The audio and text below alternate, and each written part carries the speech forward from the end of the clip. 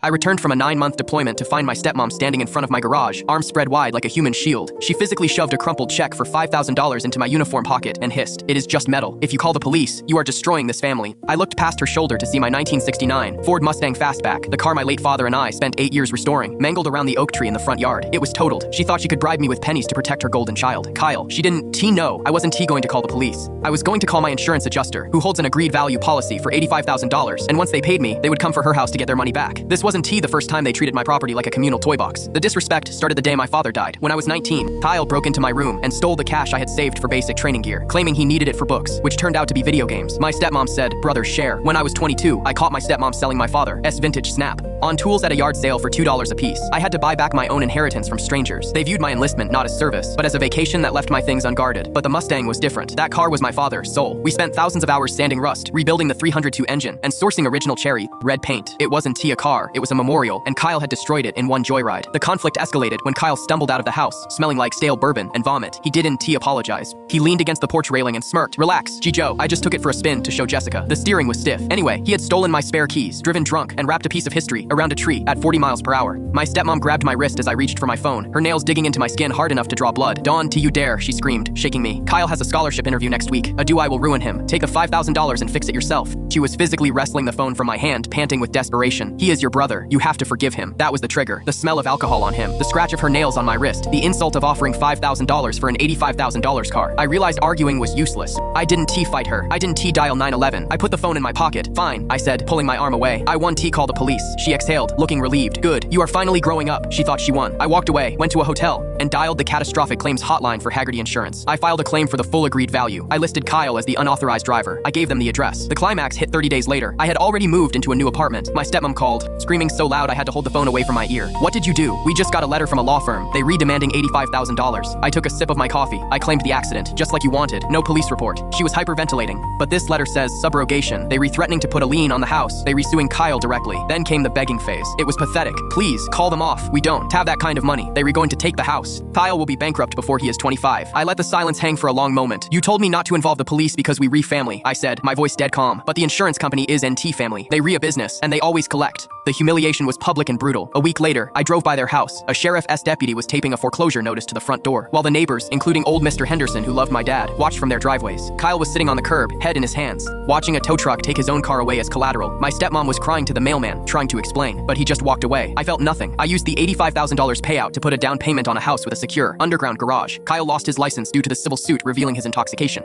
lost his scholarship, and lost his mommy's safety net. They wanted to handle it civilly, so I let the corporate lawyers be as civil as a wrecking ball.